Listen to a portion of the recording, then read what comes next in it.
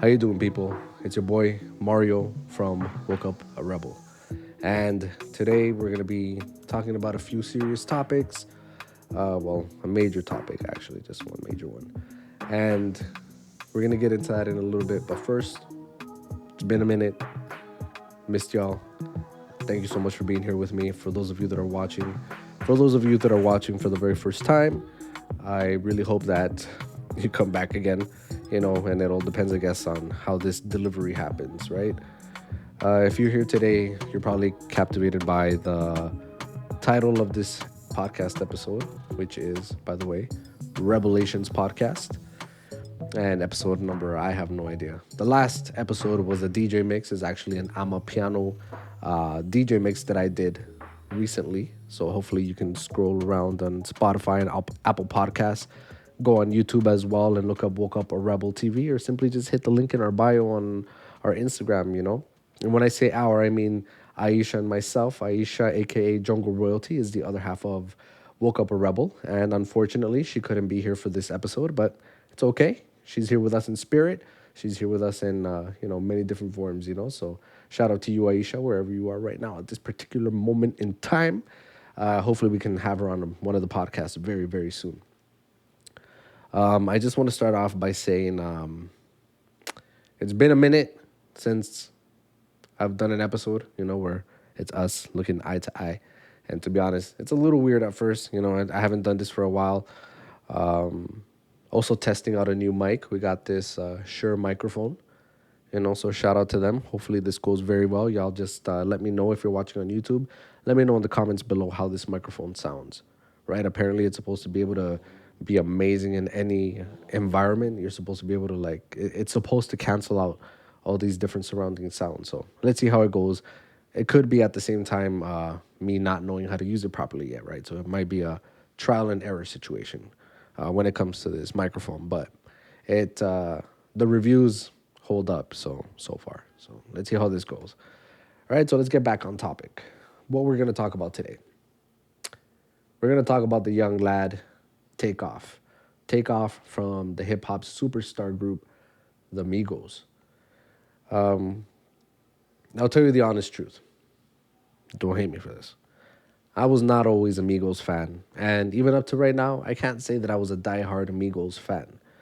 But I had the opportunity to see them in, I think it was 2016 or 2017. No, I think it was 2017 or 2018, where Aisha and I got to go see the Migos at Veld Music Festival, which is a festival that happens here in Toronto in August, long weekend August.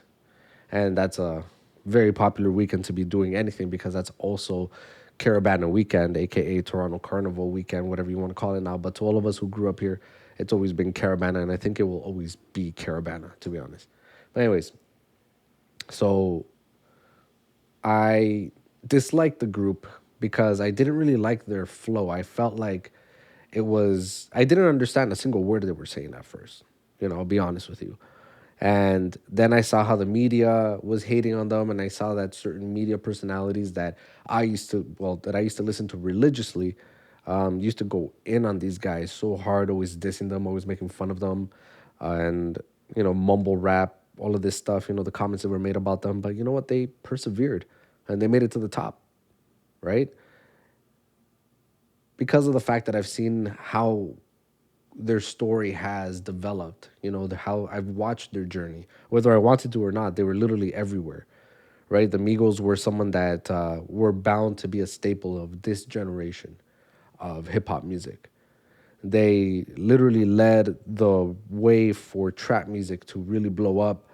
They helped Atlanta get to the level that it's at right now. Obviously, there's a lot of other artists like Outkast, that paved the way for these Atlanta artists to be able to run now.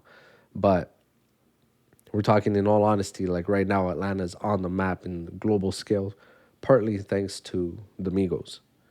The Migos also help inspired what we have today, and many can debate this, okay? I'm up for it. The Migos are partly responsible for creating Latin trap. Latin trap blew up because people were kind of doing their flow, but in Spanish, right? Correct me if I'm wrong. right? But there are a few tracks, and there are even songs where Quavo jumped on. You know what I mean? Like I can't really pinpoint it, but I know that Bad Bunny and Cardi B, I think, are on the same track with Quavo. Might be wrong, can't remember. But we're not here to talk about those people. We're here to talk about Takeoff, right? I had to write some notes down because like this stuff is just a lot. I had a lot of thoughts going in my head since it happened. So just bear with me. You know what I mean? We're here to actually have a conversation together. And, I really wish you can talk back to me because, it would be like a real conversation. But hey, if you have anything, like I said, that you want to share, that you want to, some information that you may know that I don't mention here, please don't hesitate to drop it in the comments. Okay? If you're watching on YouTube. So, first things first.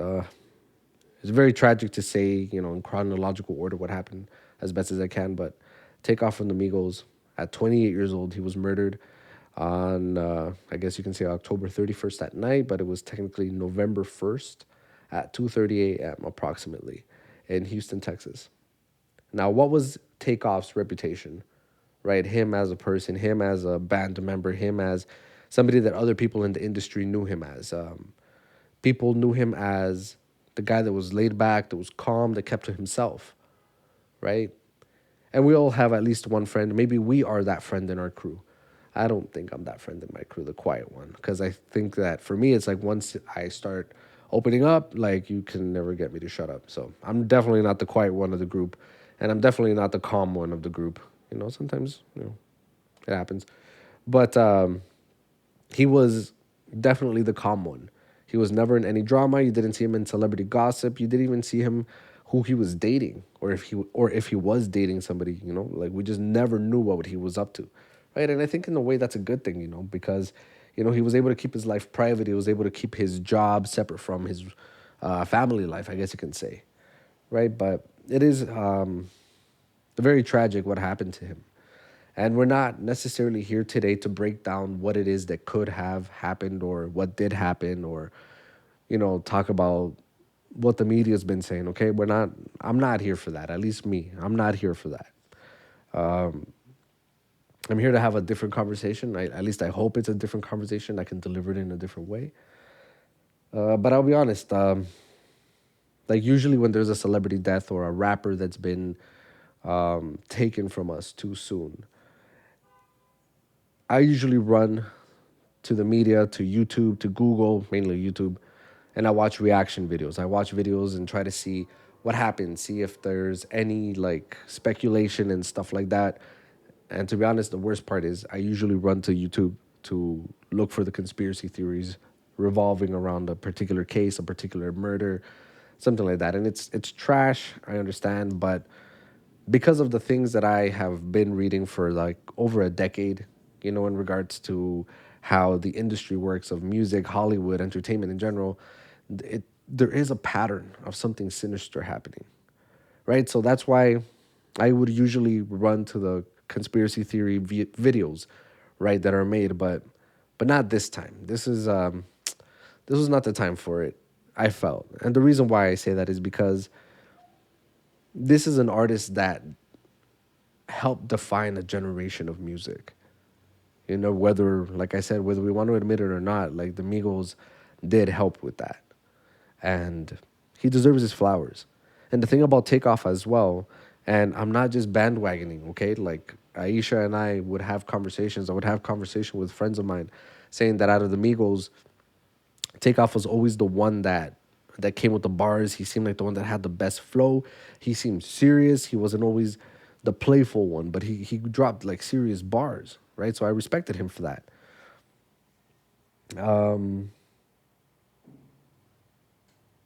I don't like to admit this, but when I found out about what happened to Takeoff, I went to Twitter and I started looking up the videos of what happened.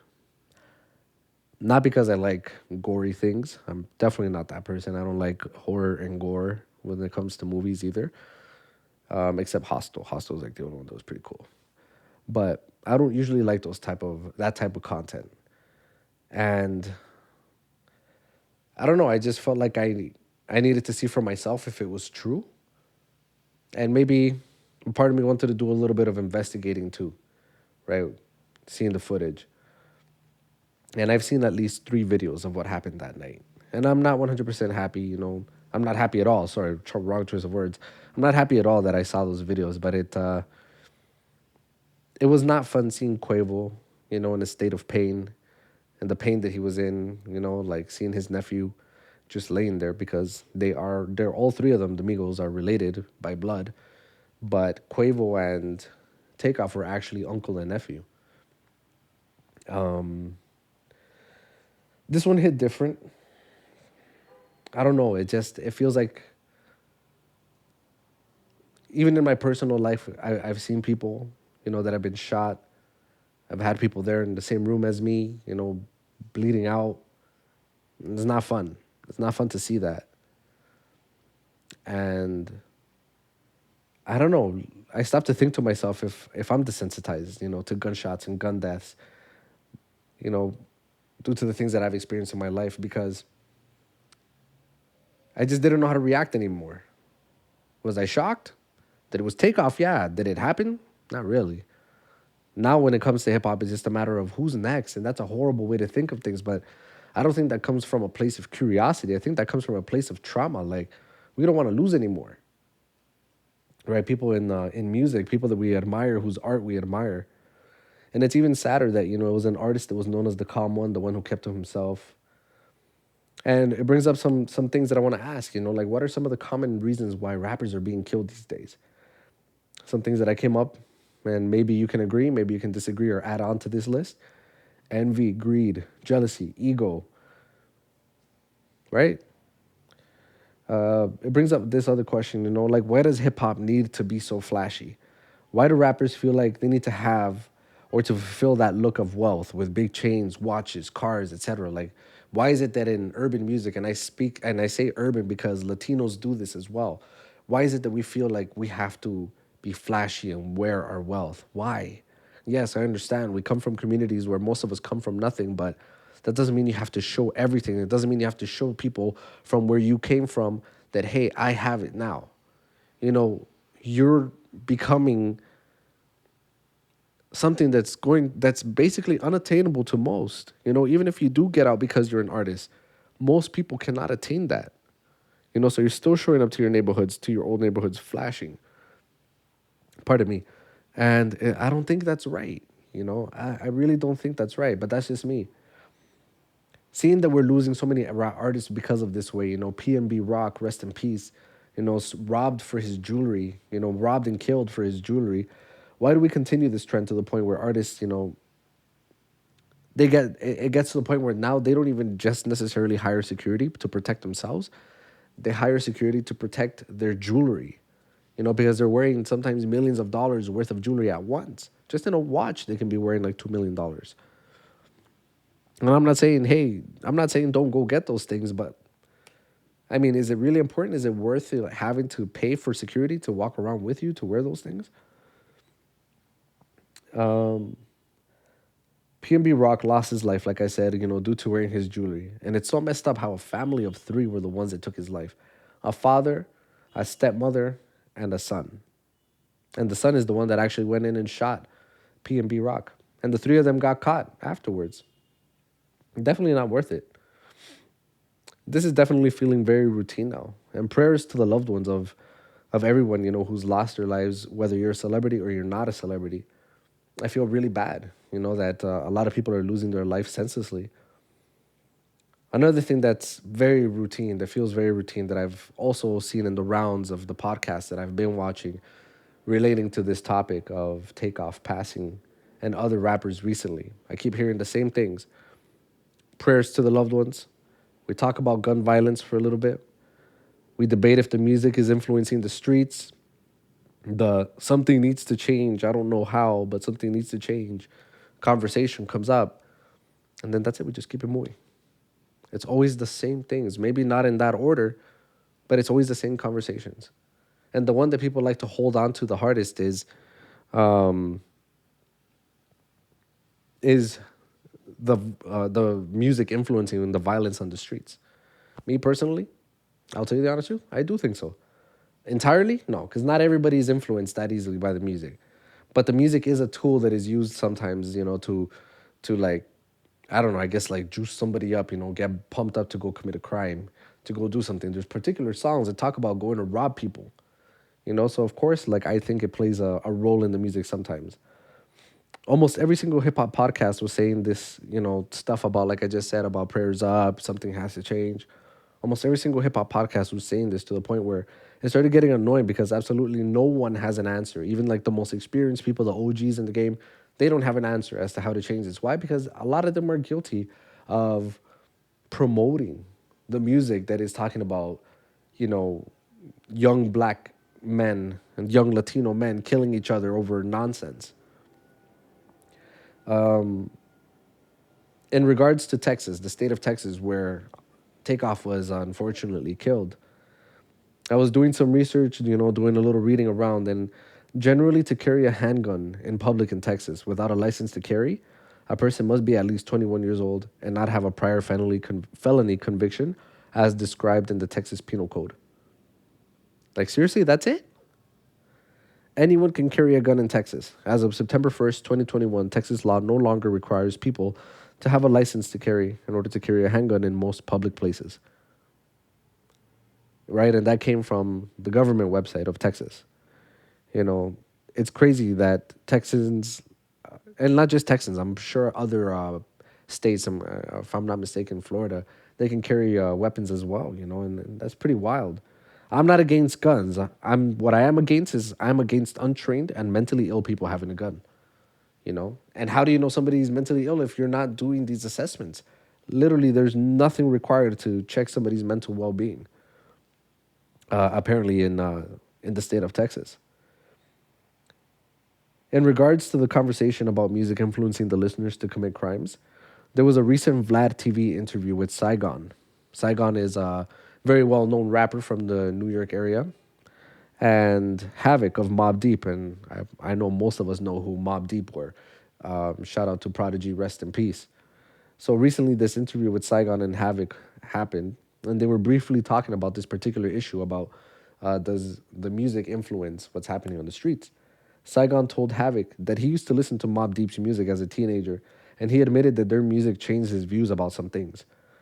A quote from Mobb Deep's song "Shook Ones Too," to all the killers in the $100 billas, to all the real N words who ain't got no feelings, right? And Saigon was saying that he believed now that after he listened to that you are to have no feelings, and he felt that you know you needed to like cancel out your feelings in order to be able to go up to somebody and just take what they wanted. He would go up to them, shank them, without feeling anything, because he was told through the music that he had to do this. And he said that he was on his way on a good path to be a good kid, but he started getting influenced by the music.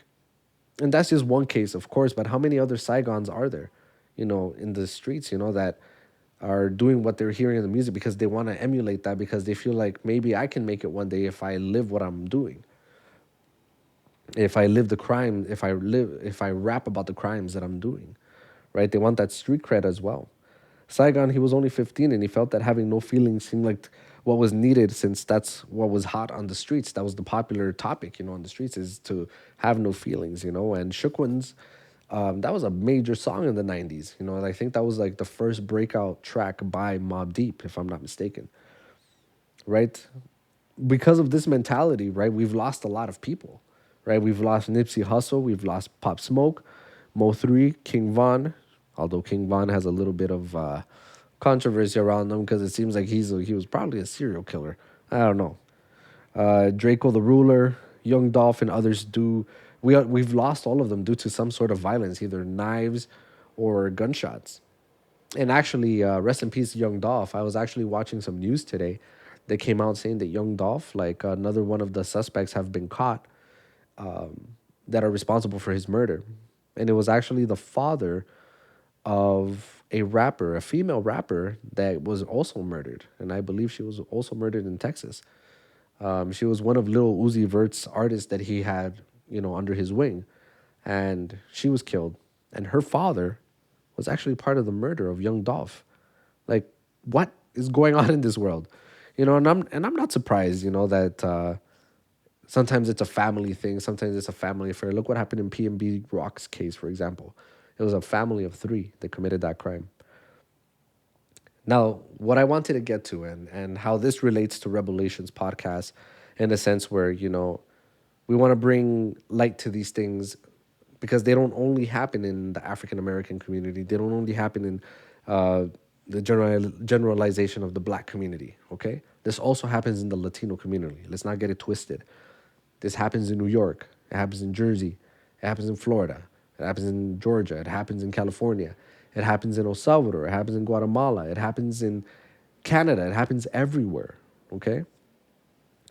This isn't unique to African American music alone. This is also happening in the urban Latin scene, which consists of reggaeton and Latin trap music, which are the hottest genres at the moment when it comes to the Latin scene. Right? What you see charting Billboard Top 100 are, you know, Latin Latin tracks in the mainstream now. Uh, Examples of what has happened in the Latin community in the last few years.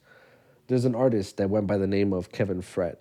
He was an artist whose case has been reopened recently due to new evidence, and Kevin's mother is accusing the superstar Osuna of being the one who allegedly ordered the hit on her son.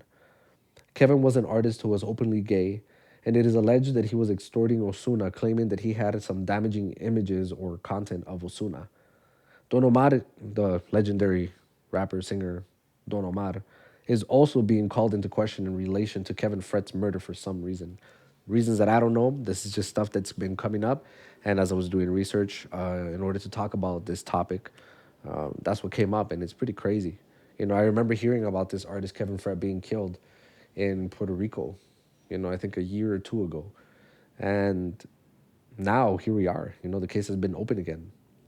So hopefully there's justice for the young lad. Even though, let's just say he was extorting somebody, doesn't mean you should take somebody's life, honestly.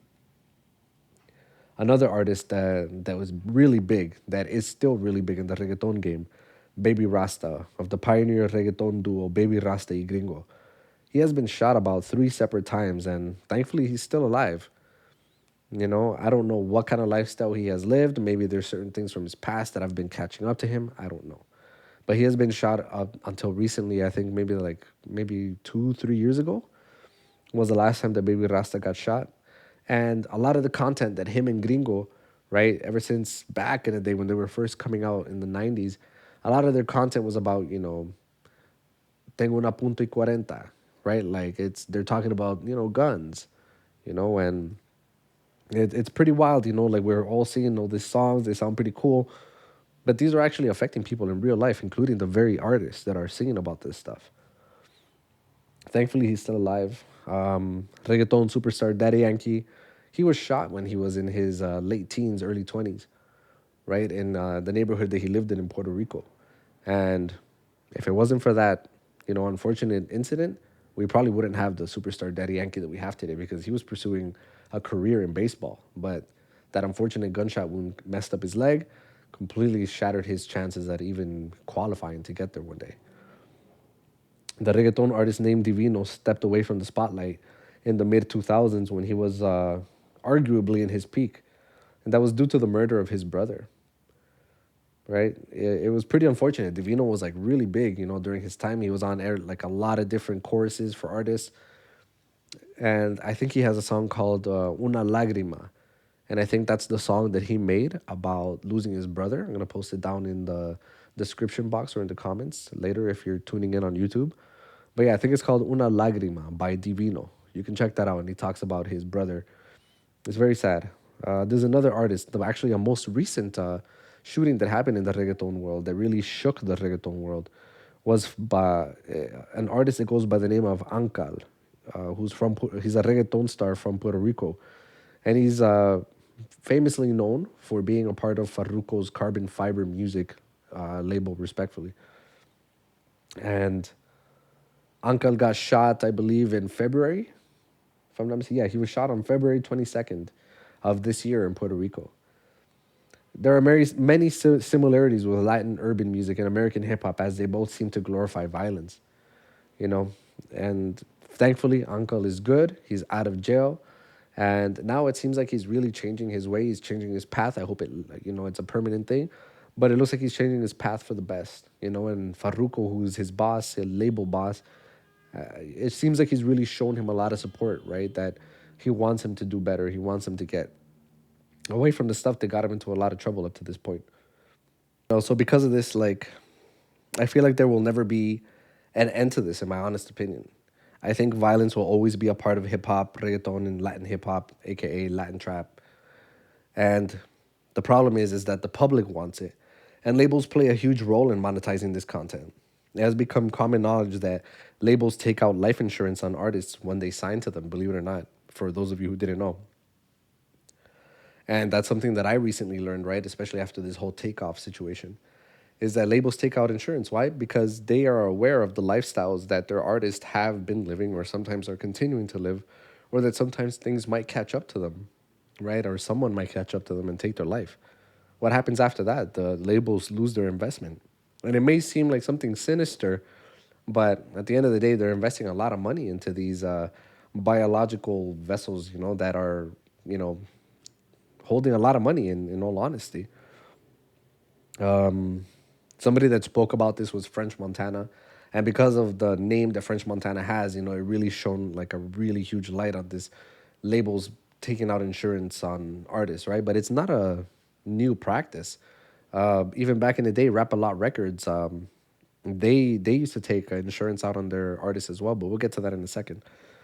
As much as I would like to say, like, I love the Dr. Dre era of music, that West Coast hip hop, like, I preferred East Coast, but you can't deny, their hits, from the West Coast. But I feel like we can't deny that Dr. Dre and the West Coast artists, they are mainly responsible for the glorification of gang culture, murder, and violence in music. Yes, it comes from a place that they were living what they were rapping about. But come on, like, how can you continue to make this music seeing the negative influence that it's having on the streets and real life? Artists have proven to be more valuable financially when they die due to their streams rocketing and their merch selling as well. Stan Suture, a music industry attorney and author of They Fought the Law, Rock Music Go to Court, concurred with Victor Ross' assessment that when labels take out a life insurance policy on an artist, it is because they are worried that they won't be able to make back the money they invested in the artist's development. Right, so it's common knowledge, right? Bushwick Bill, right? For those of us who know a little bit of the old school hip hop era, especially the Rap a Lot era, Bushwick Bill was a part of the Ghetto Boys, and he alleges that the label Rap a Lot demands all artists on their roster to allow the record company to take out life insurance policies on them, with Rap a Lot as the beneficiary. He told this to MTV back in 1998. So this is not new knowledge, people, right? We're just being made aware of this again because of the fact that we're seeing so many artists dying right now. The question now is, what can we do? Honestly, I know I just fully said that people have been having that question, but please share with me in the comments. Like, what do you think we can actually do as a community? The only reason why artists are still making this type of music is because it's selling, because people want it, right? That's the only reason, right? If we stopped consuming this type of music, if we stopped glorifying it, then they wouldn't be making music. You don't see pop music glorifying death. You don't see other cultures glorifying death. It's only hip hop in the black community and in the Latin community that we're seeing this. We certainly can't change the content of the music because, face it, everybody's fascinated by death and violence. But I feel like it is our responsibility to talk to our youth, to talk to our nieces, our nephews, our cousins, our everybody that's around us, that we see that are really into this music. We got to remind them, hey, this is not real. These are actors. In a recent conversation that I heard Method Man having, he was saying that some of the reason why rappers are able to be amazing actors is because they're perfect liars. They're really good at lying. They're really good at selling in a fake persona. So of course it's easy for a rapper to transition into acting, right? That's words, Method Man's words, not mine. Okay, no me pegues. Yeah, like, I don't know. I didn't really come here to like share a point of anything. I just wanted us to be more aware of what we're listening to, and when somebody passes, like, if you're into content creating, don't go making videos speculating what happened, until the truth comes out. It's not cool. It's not cool, especially just to get clicks and views. I made this video. It took me a little while. I didn't even know if I was gonna make this video, to be honest. But it did hurt, that Takeoff, lost his life, and especially in the fashion that he did. He was only 28 years old, people, 28 years old.